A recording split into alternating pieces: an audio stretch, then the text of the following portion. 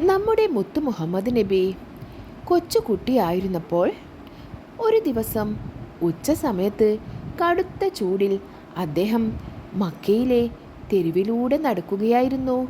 സൂര്യൻ തിളച്ചു മറഞ്ഞിരുന്ന ആ സമയത്ത് മനുഷ്യരും മൃഗങ്ങളുമെല്ലാം തണൽ തേടി ഒളിച്ചിരിക്കുകയായിരുന്നു. നടന്നു പോകുന്നതിനിടയിൽ ദൂരെ ഒരു ഒട്ടകം നിൽക്കുന്നത് കുഞ്ഞു മുഹമ്മദിൻ്റെ ശ്രദ്ധയിൽപ്പെട്ടു. ആ ഒട്ടകത്തിൻ്റെ ഉടമസ്ഥൻ അതിനെ കടുത്ത വെയിലത്ത് ഒരു മരത്തണൽ പോലുമില്ലാത്ത സ്ഥലത്തായിരുന്നു കെട്ടിയിട്ടിരുന്നത്. കടുത്ത ചൂടും ദാഹവും കാരണം ആ പാവം മൃഗം അത്യധികം അസ്വസ്ഥനായിരുന്നു. അത് വേദനയോടെ ശബ്ദമുണ്ടാക്കുകയും കണ്ണീരൊഴുക്കുകയും ചെയ്യുന്നുണ്ടായിരുന്നു. ഒട്ടകത്തിൻ്റെ വിഷമം കണ്ടപ്പോൾ കുഞ്ഞു മുഹമ്മദിൻ്റെ മനസ്സലിഞ്ഞു.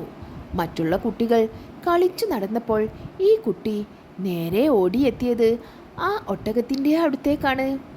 അദ്ദേഹം ഒട്ടകത്തിൻ്റെ അരികിലേക്ക് ചെന്ന് അതിൻ്റെ തലയിലും പതുക്കെ തടവി. സ്നേഹത്തോടെയുള്ള ആ തലോടലേറ്റപ്പോൾ ഒട്ടകം ശാന്തമാകാൻ തുടങ്ങി. അത് തൻ്റെ വലിയ തല കുഞ്ഞു മുഹമ്മദിൻ്റെ തോളിലേക്ക് ചായ്ച്ചു വെച്ചു. തൻ്റെ സങ്കടം ആ കുട്ടിയോട് പറയുന്നത് പോലെയായിരുന്നു അത്.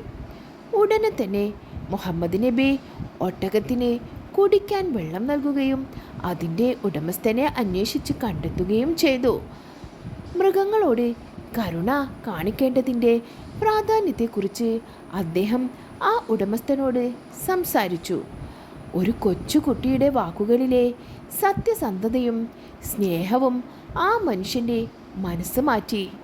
താൻ ചെയ്ത തെറ്റ് മനസ്സിലാക്കിയ അയാൾ ഒട്ടകത്തെ തണലിലേക്ക് മാറ്റിക്കെട്ടുകയും അതിനു വേണ്ട ഭക്ഷണവും വെള്ളവും നൽകുകയും ചെയ്തു. മനുഷ്യരോട് മാത്രമല്ല, സംസാരിക്കാൻ കഴിയാത്ത മൃഗങ്ങളോടും പക്ഷികളോടും നാം കരുണ കാണിക്കണം. ചുറ്റുപാടുമുള്ളവരുടെ സങ്കടം നാം കണ്ടില്ലെന്ന് നടിക്കരുത്. കുട്ടിക്കാലം മുതലേ മറ്റുള്ളവരുടെ വേദനകളിൽ പങ്കുചേരാനും അവരെ സഹായിക്കാനും മുഹമ്മദ് നബി കാണിച്ച വലിയ മനസ്സ് ഈ കഥയിലൂടെ നമുക്ക് മനസ്സിലാക്കാം. കൂട്ടുകാരെ, ഈ കഥ നിങ്ങൾക്ക് ഇഷ്ടപ്പെട്ടാൽ ഒന്ന് ലൈക്ക് ചെയ്യണേ. അതുപോലെ ആരെങ്കിലും സബ്സ്ക്രൈബ് ചെയ്യാതെയാണ് ഈ ചാനൽ കാണുന്നതെങ്കിൽ ഒന്ന് സബ്സ്ക്രൈബ് ചെയ്ത് സപ്പോർട്ട് ചെയ്യണേ. Thanks for watching.